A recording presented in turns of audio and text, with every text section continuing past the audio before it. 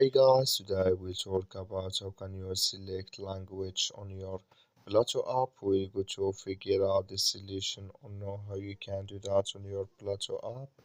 So you just follow this ways, then it's going to work with you.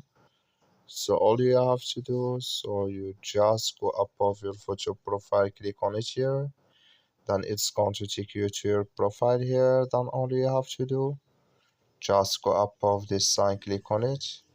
Then it's going to take you to this list here. Then all you have to do now, you just click here on language here.